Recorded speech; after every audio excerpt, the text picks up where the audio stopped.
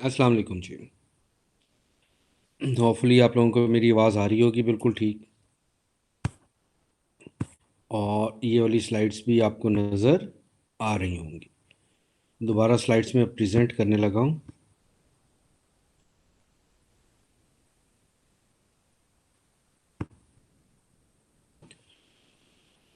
अच्छा जी, ये जो स्लाइड्स आपके सामने प्रेजेंट में कर रहा हूँ, ये मेंटेनिंग डाटा इंटेग्रिटी है। बेसिकली 13 to 16 चैप्टर जो हमारे पास हैं, ये मिड से पहले हमने ख़त्म करने थे, लेकिन 2 लेक्चर हमारे अभी इसके ऊपर और लग जाएंगे, उसके बाद हम आगे चलेंगे। तो मेंटेनिंग डाटा इंटेग्रिटी हम लोगों ने क्या डिफ़ाइन की थी जी? होपफुली आप लोगों को याद होगा, मैं दोबारा याद करवा देता हूँ। Integrity means correctness of data, and correctness of data means data fulfilling our defined rules and regulations. जब डिफाइंड रूल्स एंड रेगुलेशंस को हम बात करते हैं, तो इसमें हम देख रहे हैं कि रूल्स डिफाइन कैसे किए जाते हैं, वो कब एक्टिव होते हैं, कब एक्टिव नहीं होते, कौन सी सेटिंग कब करनी चाहिए, उसका कब एडवांटेज हमें होता है। तो बीइंग डेटाबेस एडमिनिस्ट्रेटर, हम अपने जो रूल्स एंड रेगुलेशंस अप्लाई करते हैं डेटाबेस के ऊपर, उनको हम बेहतर तरीके से इम्प्लीमेंट कर सकते हैं। उससे उनकी अफादियत, उनकी यूटिलिटी जो है वो ज़्यादा बेहतर हो जाती है, और हमारे पास ज़्यादा अच्छे कंट्रोल आ जाते हैं। कैसे हम करते हैं उनको हम देखते हैं। डेटाबेस इंटेग्रिटी 3 लेवल पे अप्लाई की जा सकती है एप्लीकेशन कोड में, डेटाबेस ट्रिगर्स के थ्रू और इंटेग्रिटी कंस्ट्रेंट्स के थ्रू। एप्लीकेशन कोड में हम क्या करते हैं, फॉर एग्जांपल फ्रंट एंड के ऊपर ही हम अपने रूल्स अप्लाई कर देते हैं। वो कैसे?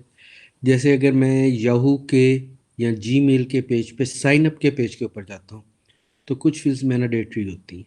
मैंडेटरी फील्ड्स जो होती हैं, अगर मैं उनको फिल नहीं करता तो वो मुझे फॉर्म सबमिट ही नहीं करने देता। जावा स्क्रिप्ट चेक करता है, अगर मैंडेटरी फील्ड जो है वो खाली जा रही हो, तो वो वहीं पे एरर दे देता है, कोड को, डाटे को सबमिट ही नहीं होने देता।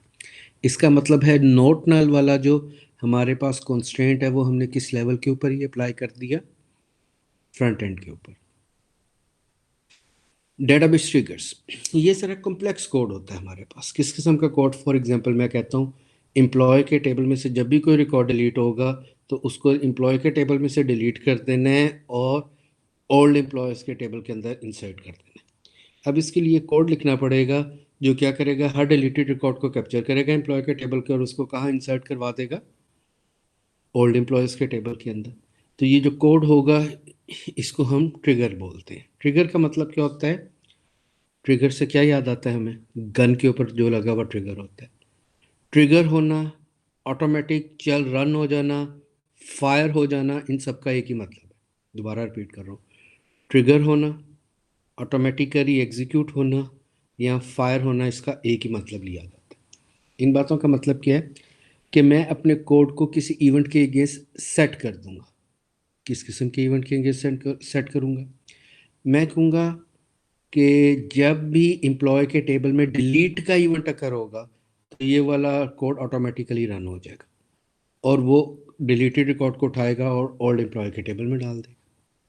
अब ये ऑटोमेटिकली रन हो रहा है या ऑटोमेटिकली एग्जीक्यूट हो रहा है या ट्रिगर हो रहा है, एक ही बात है। तो ऐसा कोड जो किसी इवेंट के अगेंस्ट खुद ब खुद चल पड़ता हो, डेटाबेस में से ट्रिगर बोलते हैं। तो ये कोड हमारे पास होता है।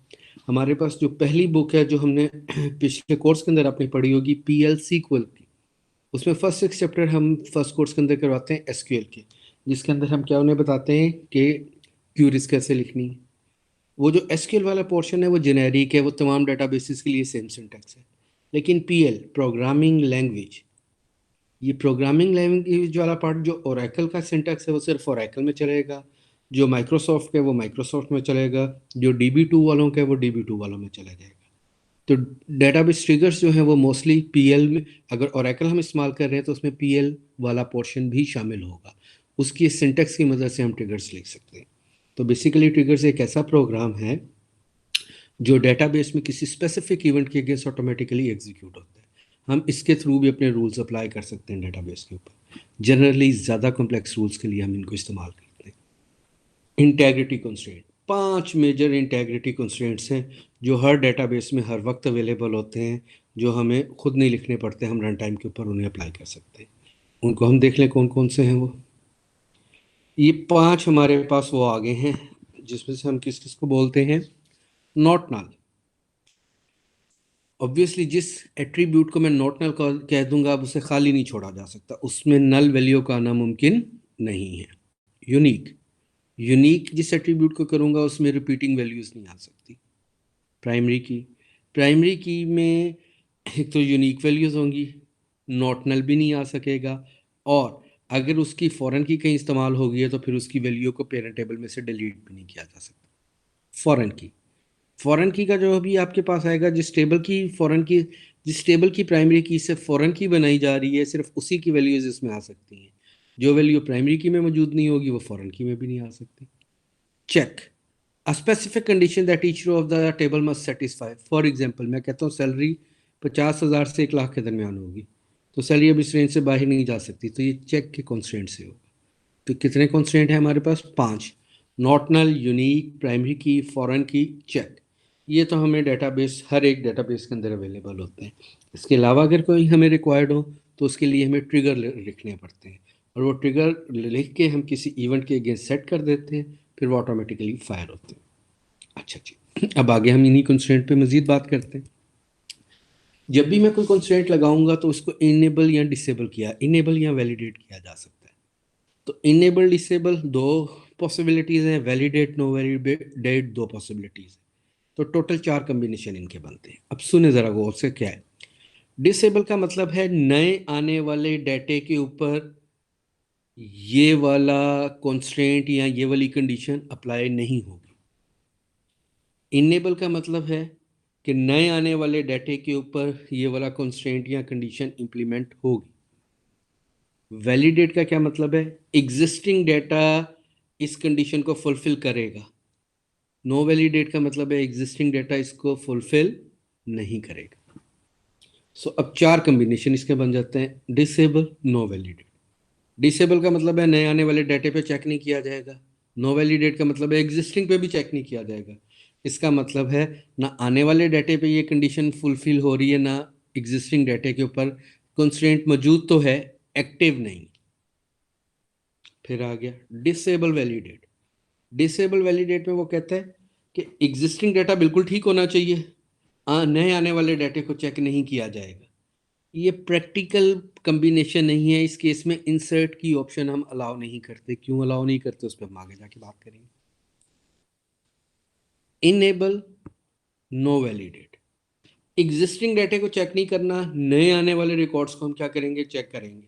ये जनरली हम तब लगाते हैं कि एक टेबल में ऑलरेडी 10,000 या 10 लाख रिकॉर्ड पड़े हुए हैं, और मैं अब उसके एक टेबल के ऊपर कंस्ट्रेंट लगा देता हूँ कि इसमें अब नल वैल्यू नहीं आना। पुरानी में नल वैल्यू थी या नहीं थी उसको ठीक करने का मेरे पास टाइम नहीं है या मुझे कंफर्म नहीं है, तो मैं पुराने डाटे को भी वैलिडेट नहीं करता, लेकिन नए आने वाले डाटे पे चेक लगा देता हूँ कि नया आने वाला डाटा जो है वो क्या होगा, वेरीफाई होगा।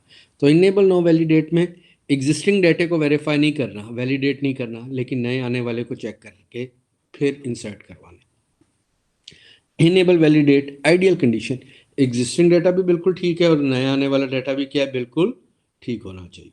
तो ये सबसे अच्छी स्टेट है हमारे पास। जो चौथी स्टेट है, सबसे बुरी या वो जो बिल्कुल इफेक्टिव नहीं है, वो कौन सी है, पहली डिसेबल नो वैलिडेट। फिर disable validate which is not practical. Enable no validate, नया कंस्ट्रेंट लगा रहे हैं तो पुराने डाटे को चेक नहीं करना, सिर्फ नए आने वाले पे चेक करना है, उसके लिए बड़ा इफेक्टिव है ये। इनेबल वैलिडेट आइडियल कंडीशन, पड़ा हुआ डाटा भी बिल्कुल सही है और आने वाले को भी अब हम वेरीफाई करके आने देंगे, तो ये सबसे आइडियल कंडीशन है हमारे पास। आगे आ जाए, constraint checking, DML statements check. जब भी मैं कोई कंस्ट्रेंट या कंडीशन अपनी क्यूरी के डेटाबेस के ऊपर अप्लाई करता हूँ तो दो पॉसिबिलिटीज़ है कि वो फौरी तौर पे चेक करना है या वो डेफर करना है। क्या मतलब वो इस बात का, फॉर एग्जांपल मैं कहता हूँ सैलरी जो है वो 10,000 से 50,000 के दरमियान है, और मैं कमांड देता हूँ कि update employ set salary is equal to salary into 1.5। Salary में मैं 50% का इंक्रीमेंट कर रहा हूँ। Where name is equal to Farhan, Farhan की सैलरी में 50% का इंक्रीमेंट है। अब कंडीशन या कंस्ट्रेंट क्या लगा हुआ है, चेक का कंस्ट्रेंट क्या है, कि सैलरी 10,000 से 50,000 के दरमियान होनी चाहिए। तो ये क्यूरी जब क्यूरी प्रोसेसर के पास रन होने के लिए जाएगी तो इमीडिएट कंस्ट्रेंट के केस में क्या वो करेगा, इमीडिएट कंस्ट्रेंट जिसको नॉन डेफर्ड भी बोला जाता है, इमीडिएट कंस्ट्रेंट के केस में वो क्या करेगा, अब ये क्यूरी में दो कंडीशंस ऐड कर देगा। कौन सी दो condition, update employ set salary is equal to salary into 1.5 where name is equal to Farhan and salary less than 10,000 and new salary less than 50,000 and greater than 10,000 कि नई आने वाली सैलरी 10,000 से ज़्यादा हो और 50,000 से कम हो। ऐसा ना हो कि 50% इंक्रीमेंट के बाद जो सैलरी की है वो इस रेंज से बाहर निकल जाए। इसका मतलब है मेरी ये क्यूरी एग्जीक्यूट ही तब होगी अगर वो मेरी कंस्ट्रेंट को फुलफिल कर रही है। अगर वो कंस्ट्रेंट को फुलफिल नहीं कर रही तो वो क्यूरी एग्जीक्यूट ही नहीं होगी। डेफर्ड कंस्ट्रेंट, डेफर्ड कंस्ट्रेंट में हम कहते हैं कि हमने कभी भी रन टाइम के ऊपर क्यूरी की कंडीशंस को वेरीफाई नहीं करना जो कंस्ट्रेंट लगे हुए। अगर मेरे पास सैलरी अपडेट होने को आई है मैं सैलरी में इंक्रीमेंट करके एग्जीक्यूट कर दूंगा। जब कमिट करने जाऊंगा तो तब चेक करूंगा कि नई सैलरी जो है वो उस रेंज में एग्जिस्ट करती है या नहीं, यानी salary greater than 10,000 and salary less than 50,000 की कंडीशंस कमिट के ऊपर चेक होंगी। तो आपके ख्याल में इमीडिएट कंस्ट्रेंट्स बेहतर है या डेफर्ड कंस्ट्रेंट्स बेहतर है? मेरा ख्याल है ज़्यादातर लोग सही पहुंचे होंगे कि इमीडिएट बेहतर है, क्योंकि डेफर्ड के केस में पहले गलत स्टेटमेंट को हम एग्जीक्यूट करवा देंगे और उसके बाद उसको रोल बैक करना पड़ेगा कमिट के टाइम। लेकिन यहाँ पे हमारे पास सिचुएशन क्या आ गई है कि जब भी हमारे पास इमीडिएट कंस्ट्रेंट्स होंगे तो क्यूरी एग्जीक्यूट ही तब होगी अगर वो ठीक है और तमाम रूल्स को फुलफिल कर रही है। अगर वो रूल्स को फुलफिल ही नहीं कर रही तो वो एग्जीक्यूट ही नहीं होगी। तो ये बहुत बेहतर सिनेरियो। तो फिर डेफर्ड है क्यों? डेफर्ड एक स्पेशल केस के लिए, सिर्फ वो स्पेशल केस क्या है कि मैं बल्क ऑफ डाटा डेटाबेस में डाउनलोड कर रहा हूँ। एक पेरेंट टेबल है और एक चाइल्ड टेबल है। पेरेंट और चाइल्ड में दोनों में at a same time values enter हो रही। अब चाइल्ड में कुछ वैल्यूज ऐसी आ जाती हैं जो पेरेंट में मौजूद तो हैं लेकिन अभी एंटर नहीं हुई। तो अगर इमीडिएट कंस्ट्रेंट होगा तो पहली ऐसी वैल्यू आने पे ही एरर आ जाएगा। तो ऐसे केस में जब पेरेंट और चाइल्ड दोनों के अंदर at a same time parallel insertion हो रही हो तो हम कंस्ट्रेंट्स को डेफर कर देते हैं। इसका फ़ायदा ये होता है कि तमाम वैल्यूज एंटर हो जाती हैं और उसके बाद जब हम कमिट करते हैं तो वो सक्सेसफुली कमिट हो जाता है। उस टाइम वेरीफाई हो जाता है कि सारा डाटा ठीक है। अगर हम इसको साथ साथ वेरीफाई करने की कोशिश करें तो ये सक्सेसफुली एग्जीक्यूट नहीं होगा और ये ठीक काम नहीं करेगा। तो डेफर्ड सिर्फ चाइल्ड और पेरेंट टेबल में पैरेलल इंसर्शन के वक्त हमने इस्तेमाल करना है, वरना तमाम के तमाम कंस्ट्रेंट्स को हमने हमेशा इमीडिएट ही रखना है। डिफाइनिंग कंस्ट्रेंट्स इमीडिएट और डेफर्ड कैसे करते हैं उसका सिंटेक्स देख लें। Use the set constraint statement to make constraints either deferred और immediate. The alter session statement also has clause to set constraints to deferred or immediate. Alter session से पूरे सेशन के लिए आपके पास constraints deferred और immediate हो जाएंगे और ऊपर वाले केस में हम किसी एक constraints को क्या कर सकते हैं, deferred या immediate कर सकते हैं। प्राइमरी की एंड यूनिक की। अच्छा जी, मेरी एक बात सुने, कौन सा इंडेक्स ज़्यादा एफिशिएंट होता है, यूनिक इंडेक्स के नॉन यूनिक इंडेक्स? बिल्कुल नॉन यूनिक इंडेक्स। क्यों? कहने में हमें लगता है कि यूनिक इंडेक्स ज़्यादा अच्छे। यूनिक इंडेक्स में हर आने वाली वैल्यू की यूनिकनेस को वेरीफाई किया जाता है और फिर उसे इंसर्ट किया जाता है। इसका फ़ायदा तो है कभी भी डुप्लीकेटिंग वैल्यूज़ नहीं आती हमारे पास, लेकिन ये स्लो है, हर वैल्यू को इसने वेरीफाई करना है। ठीक है, इस केस में हमारे पास क्या सिचुएशन है? इस केस में हमारे पास सिचुएशन ये है नॉन यूनिक के केस में कि अगर इसमें नॉन यूनिक डाटा है तो हमें कोई इतराज़ नहीं है और अगर इसमें यूनिक डाटा भी आ जाए तो हमें कोई इतराज़ नहीं। सो अगर हमारी इंसर्शन ठीक है और हमें पता है कि इसमें यूनिक डाटा ही सिर्फ आना है तो नॉन यूनिक इंडेक्स ज़्यादा एफिशिएंटली काम करेंगे। ठीक हो गया। अब उसके अगेंस्ट ये इसने एक चार्ट बनाया है, वो कहता है कि इनेबल्ड है, नहीं तो डू नॉट यूज़ इंडेक्स। अगर इनेबल है तो इंडेक्स यूज़ कर लें, अवेलेबल है तो नया इंडेक्स बनाए वरना नॉन यूनिक इंडेक्स इस्तेमाल करें। अगर एग्जिस्टिंग इंडेक्स है डेफरेबल में तो नो, यस है तो नो और यस जो सा मर्जी करें। तो preferably non unique indexes are more preferable. इस चार्ट को अपने अच्छी तरह देखना, इसमें जो क्वेश्चंस होंगे नेक्स्ट क्लास में हम आपसे और भी इस पे डिस्कशन करेंगे। एक और बात मैं आपको इंटरेस्टिंग बताता चलूँ जो डेटाबेस के हिसाब से आप लोगों को पता होनी चाहिए। हमारे पास कुछ चीज़ें होती हैं जिसको हम कहते हैं हमने आइडेंटिफाई करना है। फॉर एग्जांपल मुझे किसी का थंबनेल मिल जाता है चोरी की जगह से और मैं थंब प्रिंट मिल जाता है और मैं इस प्रिंट को वेरीफाई करना चाहता हूँ कि ये किसका है। तो मैं मेरी डेटाबेस में अगर 10 लाख पड़े हुए हैं फिंगरप्रिंट्स तो मैं उनके साथ इसको मैच करूंगा, जिसके साथ ये मैच हो जाएगा उससे मैं क्या करूंगा, आइडेंटिफाई कर लूंगा कि ये कौन है, ये वो बंदा है। यहाँ पे वन टू मैनी कंपैरिजन है। एक मुझे सैंपल मिला है उससे मैं लाखों सैंपल से मैच कर रहा हूँ, जिससे मैच हो जाता है तो वो हमारे पास क्या हो जाता है, चीज़ आइडेंटिफाई हो जाती है। दूसरा केस क्या है हमारे पास कि मैं जाता हूँ, मैं ये अपने मोबाइल सेल के ऊपर अंगूठा रखता हूँ और अपना फिंगरप्रिंट देता हूँ, वो मुझे अलाउ करता है या नहीं करता। अब ये वन टू वन मैचिंग है, ये वेरिफिकेशन है। ये क्या है, वेरीफाई। मैं क्लेम कर रहा हूँ कि मैं फरहान हूँ और मैं फरहान के सेट के ऊपर जाके उंगली रख रहा हूँ, अगर वो मैच हो जाती है तो इसका मतलब है आई एम फरहान, ये वैलिडेट हो गया। अगर ये वैलिडेट नहीं होता तो इसका मतलब है फरहान नहीं। यहाँ पे कंपैरिजन क्या है, one two one.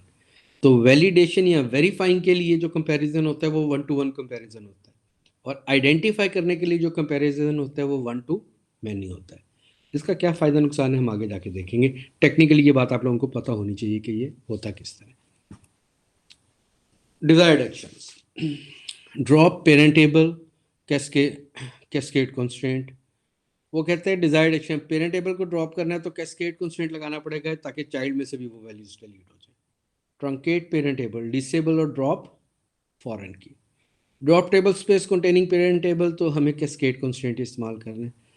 Perform DML on child table, वो कहते हैं चाइल्ड टेबल पे डीएमएल आपने एग्जीक्यूट करना है तो पेरेंट टेबल का मौजूद होना ज़रूरी नहीं है, बल्कि आपके पास जिसमें पेरेंट टेबल की या इंडेक्स पड़ा हुआ है उसका अवेलेबल होना ज़रूरी है, क्योंकि चाइल्ड टेबल अपनी तमाम एडजस्टमेंट और सेटिंग्स के लिए किससे डील करता है, पेरेंट टेबल के इंडेक्स से। एक और बात मैं अब आपको याद कराता हूँ, मैंने कहा था इनी ट्रांस जो ब्लॉक की वैल्यू थी ये हम टेबल्स के लिए कम रखते हैं और इंडेक्सेस के लिए ज़्यादा रखते हैं, क्योंकि इंडेक्सेस पे ज़्यादा ट्रांजैक्शंस होती है। इंडेक्सेस पे कौन सी ट्रांजैक्शन होती है, जो हमारे पास प्राइमरी की फॉरेन के की मैचिंग वैल्यूज़ होती हैं उनके लिए सारी की सारी हमारे पास जो मैचिंग होती है प्राइमरी की वो उस प्राइमरी की के टेबल में जाके नहीं होती बल्कि प्राइमरी की के इंडेक्स के ऊपर हो जाती है। क्यों, टेबल का साइज़ बड़ा है, इंडेक्स का साइज़ छोटा है, ऊपर से वो सॉर्टेड है तो उसमें चीज़ों को ढूंढना आसान है। तो वन टू मैनी कंपैरिजन करना वहाँ पे क्या हो जाता है, आसान हो जाता है। तो वो इस वजह से हम क्या करते हैं, उसमें इस्तेमाल करते हैं। कंस्ट्रेंट लगाने कैसे हैं, ये आ गया हमारे पास, create table HR.employee ID number आ गया। कंस्ट्रेंट का कीवर्ड है एम्प्लॉय ID PK, कि एम्प्लॉय के टेबल पे आईडी के एट्रीब्यूट के ऊपर मैं प्राइमरी की लगा रहा हूँ, तो ये इसकी नेमिंग एब्रीविएशन है एम्प्लॉय आईडी पीके। यहाँ पे मैं एम्प्लॉय 1 2 3 4 5 भी लिख दूँ तो कंस्ट्रेंट का नाम एम्प्लॉय 1 2 3 4 5 होगा, लेकिन वो समझ नहीं आएगा कि किस चीज़ का है। तो ये वाली नेमिंग कन्वेंशन बहुत अच्छी है, एम्प्लॉय उसके बाद एट्रीब्यूट का नाम और उसके बाद जो सा कंस्ट्रेंट है उसके फर्स्ट तो लेटर्स आ गए, प्राइमरी की का पीके आ गया। डेफरेबल, मैंने इमीडिएट नहीं लगाया, कौन सा लगाया, डेफरेबल। यूजिंग इंडेक्स, जितने भी प्राइमरी कीज होती हैं उनके ऊपर इंडेक्स बाय डिफ़ॉल्ट ओरेकल लगाती है। अगर आप अपनी मर्जी से इंडेक्स लगाना चाहें तो यूजिंग इंडेक्स करके स्टोरेज बता देंगे तो उस टेबल स्पेस के अंदर वो आपका इंडेक्स क्रिएट कर देगा। इनिशियल 100 के है, नेक्स्ट 100 के है, मैक्सिमम लिमिट नहीं दी तो अनलिमिटेड ये बड़ा हो सकता है। टेबल स्पेस किस में बने, इंडेक्स में। लास्ट नेम वारचार 2 25, इस पे भी कंस्ट्रेंट के कीवर्ड से कंस्ट्रेंट लगाया है। एम्प्लॉय पे लास्ट नेम पे डबल एन, नॉट नल का कंस्ट्रेंट, आगे नॉट नल का कीवर्ड आ गया। डिपार्टमेंट आईडी और नीचे ये क्रिएट किस टेबल स्पेस में होगा, टेबल स्पेस यूजर्स में। तो पिछले कोर्स में हमने टेबल क्रिएट तो किए थे, लेकिन उसमें ये मेंशन नहीं करते थे कि कौन सी टेबल स्पेस में बनने हैं और कौन कौन से कंस्ट्रेंट इस पे लगाने हैं, उसके मतलब भी कोई बात हम नहीं करते थे। Guidelines for defining constraints. Primary and unique constraints. Place indexes in a separate table space. Use non-unique indexes if bulk lots are frequent. Self-referencing foreign keys. Define or enable foreign keys after the initial load. Deferred constraint checking. वो कहते हैं initial load के बाद आपने constraints apply करने हैं और generally आपने नॉन यूनिक कंस्ट्रेंट इस्तेमाल करने हैं जहाँ पे बल्क लोड हो।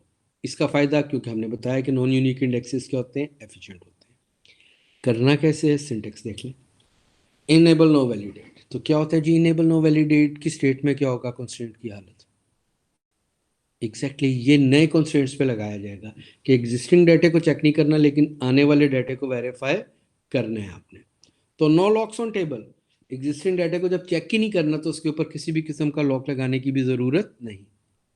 प्राइमरी एंड यूनिक की must use non unique indexes, और इस केस में नॉन यूनिक इंडेक्सेस आप इस्तेमाल करें क्योंकि वो ज़्यादा एफिशिएंट है।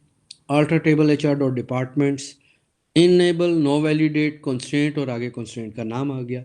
अब ये वाला डिपार्टमेंट की जो प्राइमरी की है वो इनेबल नो वैलिडेट है कि एग्जिस्टिंग डाटा को तो प्राइमरी की के लिए वो वेरीफाई नहीं करेगा लेकिन हर आने वाले को प्राइमरी की तमाम प्रॉपर्टीज़ को फुलफिल करना पड़ेगा।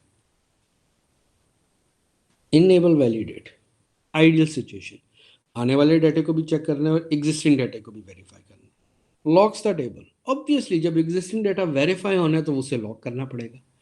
कैन यूज नॉन यूनिक और नॉन यूनिक इंडेक्सेस में दोनों इस्तेमाल किए जा सकते हैं। वहां पे नॉन यूनिक ही इस्तेमाल करना था क्योंकि निचला वैलिडेटेड नहीं है, पता नहीं उसमें कोई डुप्लीकेट वैल्यू हुई, तो वहां तो सिर्फ यूज ही हमने नॉन यूनिक करना था।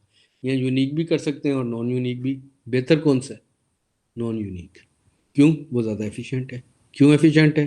क्योंकि वो यूनिकनेस को वेरीफाई नहीं करता।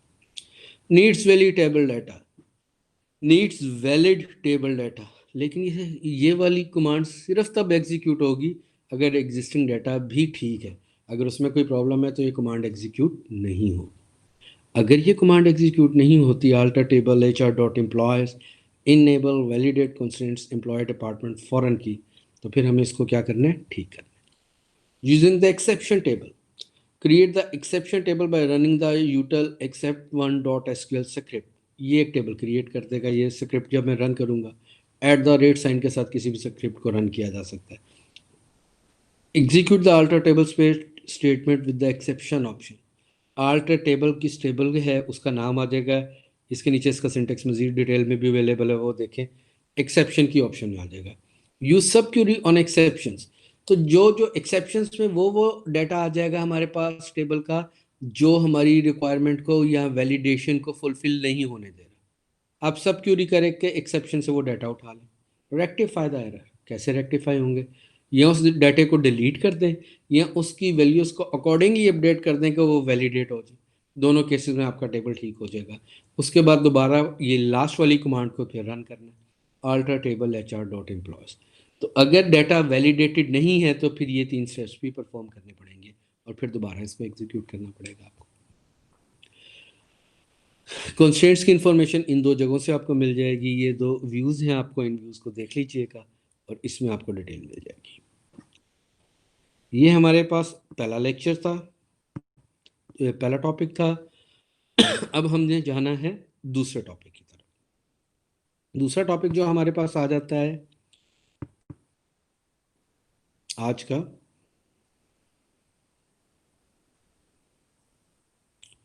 वो है managing password security and resources. अब प्रोफाइल, जनरली इस कंपनीज की प्रोफाइल होती हैं। जब आप जॉब्स के लिए अप्लाई करते हैं तो उसके लिए आप अपना प्रोफाइल देते हैं। तो प्रोफाइल क्या होता है? आपका ब्रीफ इंट्रोडक्शन होता है। When we are talking about profiles in a database, तो database में profiles क्या होते हैं? A profile is a named set of password and resource limits।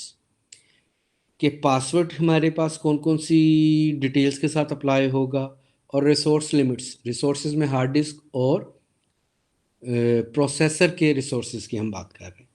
Profiles are assigned to user by create user or alter user command. Profiles can be enabled or disabled. Profiles can relate to a default profile। आए अब इस पर बात करते हैं। User password history, account locking, password expiration, password verification, one by one इनको देखें। Set up password management by using profiles and assigning them to users. Lock, unlock and expire accounts using the create user or alter user command. Password limits are always enforced. To enable password management, run the util password mg.sql script as the user sys. Failed login attempts, ये बड़ी common सी problems हैं यहाँ, तरीक़ेकार हैं जो आप लोगों ने देखे होंगे। फेल्ड लॉगिन अटेम्प्ट्स, मैं इसकी वैल्यू दे देता हूँ, failed login attempts is equal to 5। तो इसका मतलब है 5 गलत ट्राइज को मुझे अलाउ करेगा, छठी ट्राई अगर मैं करूँगा तो मेरा लॉक अकाउंट ब्लॉक कर देगा। पासवर्ड लॉक टाइम कितनी देर के लिए करेगा? 10 मिनट, 1 घंटा, 2 दिन, 5 दिन, 10 दिन, जो मैं इधर नंबर दे दूंगा ये उसके मुताबिक करेगा। ये नंबर अनलिमिटेड भी दिया जा सकता है। इसका मतलब है अगर मैंने गलत पासवर्ड 5 दफ़ा से ज़्यादा ट्राई किया और ये लॉक हो गया, तो अब मैं एडमिनिस्ट्रेटर के पास जाऊंगा, वो मेरे पासवर्ड को रीसेट करेगा। वंस अगेन, एडमिनिस्ट्रेटर भी पासवर्ड्स रीड नहीं कर सकता, वो उनको अपडेट कर सकता है सिर्फ। Password life time of the password in days after which the password is expire, मैं इसको password life time is equal to 30 days दे देता हूँ। तो इसका मतलब है 30 दिन के बाद मुझे पासवर्ड लाजमी चेंज करना। पासवर्ड ग्रेस टाइम 2 डेज दे देता हूँ। 30वें दिन के बाद जब मैं 31वें दिन लॉग इन होऊंगा तो मुझे क्या पासवर्ड चेंज करें।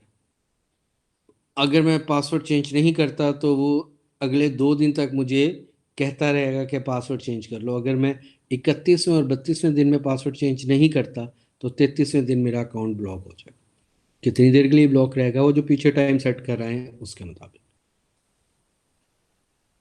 पासवर्ड रीयूज टाइम, एक number of days before a password can be reuse. For example मैं अपना पासवर्ड पाकिस्तान रख देता हूँ और यहाँ पे पासवर्ड रीयूज टाइम दे देता हूँ 60 डेज।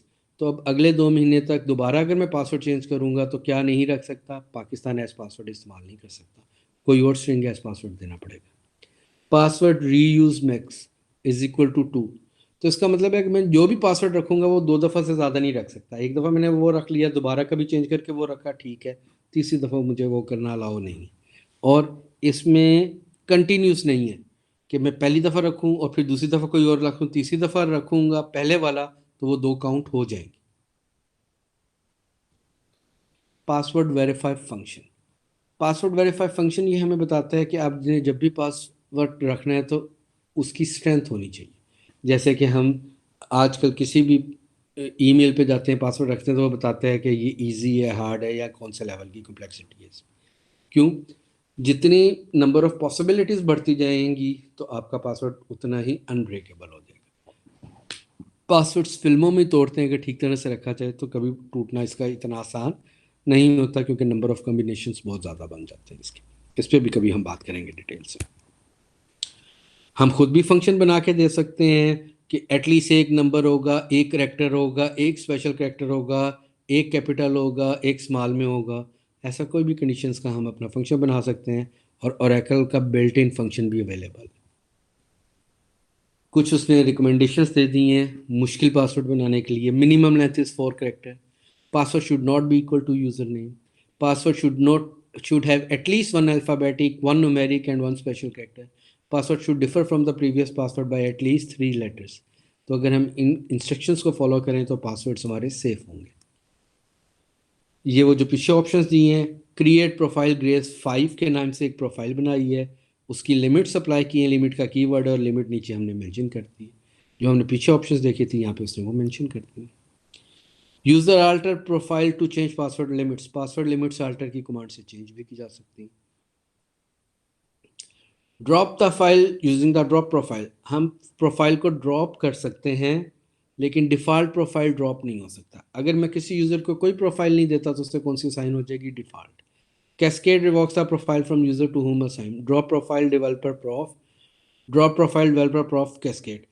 तो अब इससे डेवलपर प्रोफाइल की जो प्रोफाइल मैंने बनाई हुई है डेवलपर प्रॉफ के नाम की, वो उन तमाम यूज़र से वापस ले ली जाएगी और ड्रॉप कर दी जाएगी।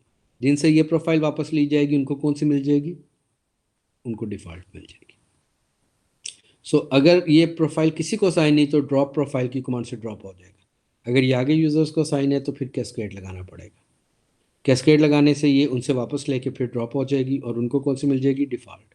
और किसको ड्रॉप करना मुमकिन नहीं है? डिफ़ॉल्ट को ड्रॉप करना मुमकिन नहीं है। रिसोर्स मैनेजमेंट, दूसरा पार्ट इसका, पहले में पासवर्ड मैनेजमेंट आ गई, दूसरे में resources. Resource management limits can B enforce at the session level, the call level और बोथ। फॉर एग्जाम्पल मैं कहता हूँ 4 GB मैं पूरे सेशन में इस्तेमाल करूंगा, तो मैं अगर 4 घंटे तक लॉग इन से लॉग ऑफ मेरा टाइम है, सेशन क्या होता है, log in to log off time, इन 4 घंटों में मैं मैक्सिमम 4 GB ही डाटा हार्ड डिस्क का इस्तेमाल कर सकता हूँ। और फिर मैं साथ क्या कह देता हूँ, 500 MB कॉल, कि एक सिंगल क्यूरी में 500 MB से बड़ी एग्जीक्यूट नहीं कर सकता जो 500 MB डाटा हार्ड डिस्क से इस्तेमाल करे। तो कुछ रिसोर्सेज हम कॉल लेवल पे सेट करते हैं, कुछ हम सेशन लेवल पे सेट करते हैं, कुछ दोनों पे सेट हो सकते हैं। Limits can be defined by profile using the create profile command. Enable resource limit with the resource limit initialization parameter. और पैरामीटर्स जितने भी हैं पैरामीटर फाइल के, वो अल्टर सिस्टम की कमांड से चेंज किए जा सकते हैं। Alter system set resource limit is equal to true, तो अब रिसोर्स लिमिट्स अप्लाई कर सकते हैं, ये रिसोर्स लिमिट्स है।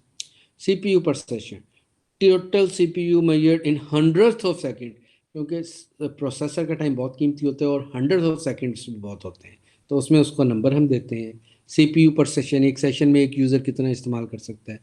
सेशंस पर यूज़र, जैसे मैं CMS इस्तेमाल करता हूँ तो मैं अपने कंप्यूटर पे भी लॉगिन हो जाता हूँ, अपने लैपटॉप पे भी हो जाता हूँ, तो मुझे मल्टीपल सेशंस लॉगिन करने अलाउड है। कनेक्ट टाइम मैं कहता हूँ 500 मिनट्स, तो 500 मिनट के बाद मैं ऑटोमेटिकली डिस्कनेक्ट हो जाऊंगा। मैक्सिमम मेरा सेशन टाइम क्या हो सकता है जो कनेक्ट टाइम में मैं दे दूंगा, आइडल टाइम 60 मिनट्स। अगर 60 मिनट्स मैंने आइडल टाइम दे दिया है तो मैं लॉगिन होने के बाद 1 घंटे तक अगर कोई एक्टिविटी सर्वर पे परफॉर्म नहीं करता तो वो मुझे लॉग आउट कर देगा। लॉजिकल रीड्स पर सेशन, हार्ड डिस्क से फिजिकल डाटा जो मैंने रीड करना है एक सेशन में कितना कर सकता हूँ। और प्राइवेट SG हमारे पास, ठीक है, कि SGA के अंदर कितना मेमोरी एरिया में इस्तेमाल कर सकता हूँ, तो मेमोरी एरिया के ऊपर भी चेक लग सकता है। लॉजिकल रीड्स यानी हार्ड डिस्क के ऊपर रीडिंग पे भी चेक कर सकता है। कनेक्ट टाइम पे, आइडल टाइम पे, कितने सेशंस में एक यूज़र स्टार्ट कर सकता है और एक सेशन में कितना प्रोसेसर इस्तेमाल कर सकते हैं, इन सब के ऊपर हम चेक लगा सकते हैं। CPU पर कॉल, CPU सेशन लेवल पे भी लग जाता है और कॉल लेवल पे भी लग जाता है। लॉजिकल रीड्स भी सेशन लेवल पे भी लग जाती हैं, कॉल लेवल पे भी। दोबारा, सेशन क्या है, log in to log off time. Call क्या है, एक सिंगल क्यूरी में कितना इस्तेमाल हो सकता है। Create profile, developer prof, session per user 2, CPU per session 1000, idle time this, connect time this.